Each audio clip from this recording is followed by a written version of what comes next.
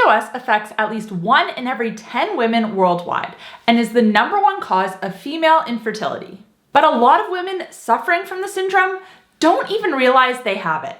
A study done on over 700 women found that 17% of them had PCOS, and of that 17%, 70% of them had no idea.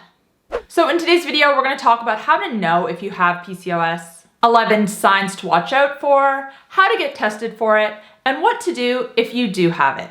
Because the good news is that PCOS can be improved and reversed.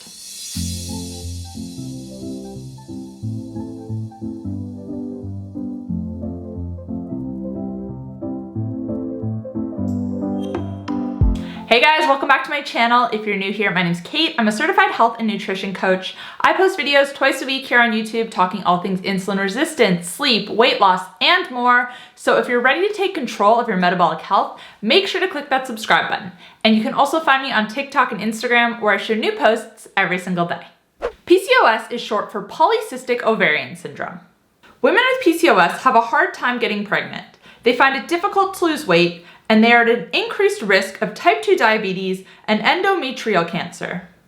While PCOS is becoming more and more common, it's not normal, and it's not something that you have to just live with. Now, before we get into the 11 common signs to watch out for, I just quickly want to give a shout out to So Well Health. Their natural supplement, Get So Synced, has been specifically formulated to support hormone health and ovarian function, to regulate menstrual cycles, and reduce PCOS symptoms. I will talk a bit more about this supplement a bit later in the video, but if you want to check it out, it's going to be linked in the description box down below. But now let's get into the 11 signs of PCOS. Number 1, an irregular cycle. If you are missing periods, you have a really long period or really short one, if it's really heavy or really light, all of these are a sign that something is not right. And sometimes this is a result of PCOS. Missed periods are often a sign of a hormonal imbalance, and oftentimes this stems from high insulin. Every month, just before ovulation, there should be a big spike in the hormone estrogen. All estrogen is made from testosterone, but high insulin levels block the ovaries from converting it, and as a result, the spike in estrogen doesn't happen. So you don't ovulate, and you miss your period. Number 2, acne. This is another really common symptom of PCOS. 1/3 of all women with PCOS struggle with acne. Again, this comes back to a hormonal imbalance. It's usually caused from testosterone being too high. When testosterone is high, your skin becomes more oily and breakouts are more likely to occur. And this doesn't just have to be on your face. This can also be on your back and your chest as well. Number 3, dark skin patches, specifically around your neck, in your armpits, and in your groin. Now, as we mentioned earlier, when the hormone insulin is high, this can cause us to miss our period. But high insulin also comes with other side effects as well. And these dark skin patches are another example. Number 4, atypical body hair. This is another really common side effect of PCOS. 70% of women with the syndrome suffer from excess body hair. This can be on their face, on their stomach, on their back. Places that women don't typically grow a lot of body hair. And again, this comes from the high levels of testosterone. Number 5, difficulty losing weight.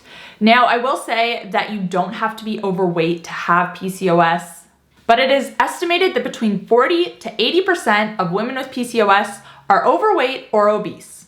And for these women, losing weight can be really difficult. And this also ties in with the high levels of insulin that we spoke about earlier.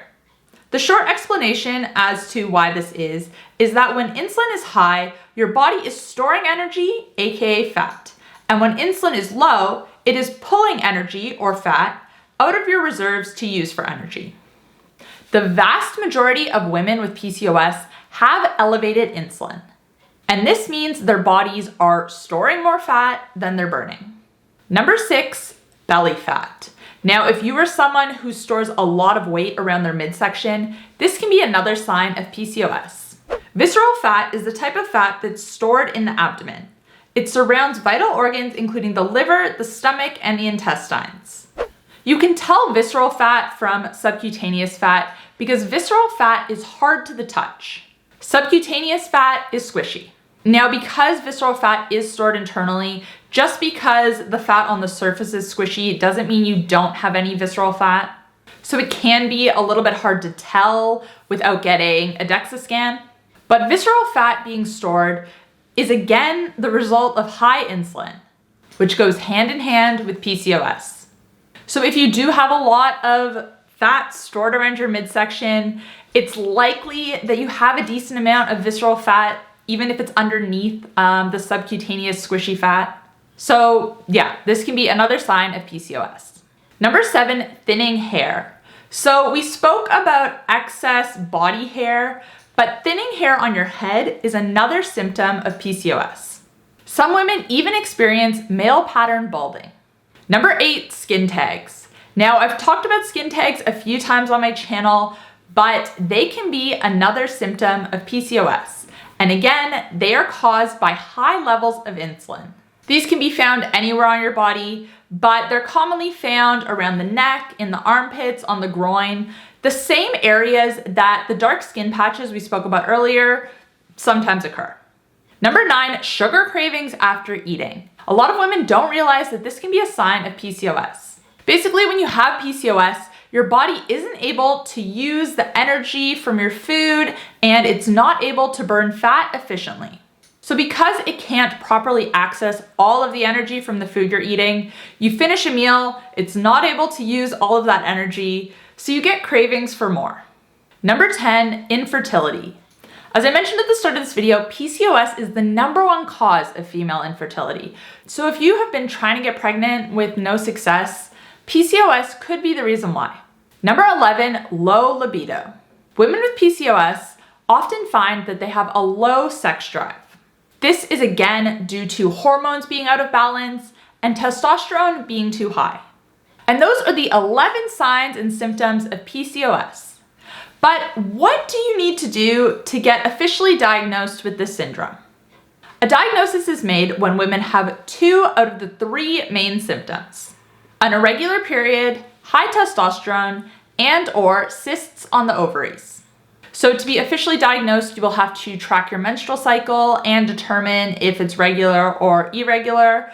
You will have to have your hormones tested to see if your testosterone is too high, and you will have to have an ultrasound to see if there is an abnormal number of cysts on your ovaries.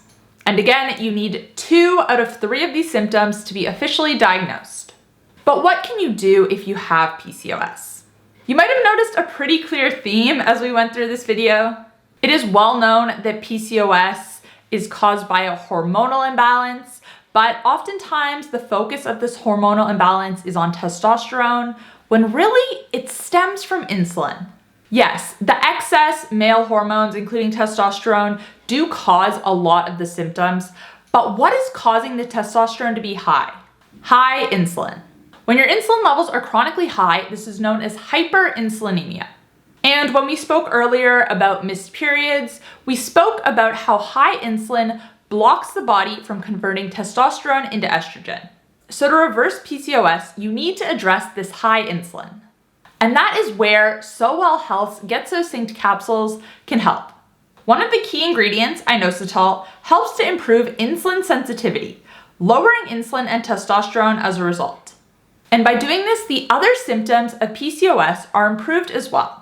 Now look, this product is fantastic, but to get the best results and to truly reverse PCOS, it needs to be combined with the proper diet and lifestyle changes. Now, I have several videos on my channel, I'm gonna link one above, about reversing insulin resistance, and the steps I outline in this video will help to improve PCOS as well. But if you want me to make a specific video on what you can do to improve and reverse PCOS, let me know in the comment section down below. Anyways, guys, that's all I have for you today. Let me know in the comments down below if you have PCOS and if you've seen any improvements. What did you do to achieve this? I love chatting with you guys in the comments section, and I really appreciate if you take the time even to just say hi. And if you know someone with PCOS who might find this video helpful, feel free to share it with them. That's another really great way to support my channel. If you did enjoy this video, you might also enjoy my video with steps you can take to reverse insulin resistance. You can check it out here. If you want to catch up on my most recent upload, you can find it here. And if you want to check out my coaching programs, including my 7-day insulin resistance masterclass, you can find those here. Thanks guys, I'll see you next time. Bye.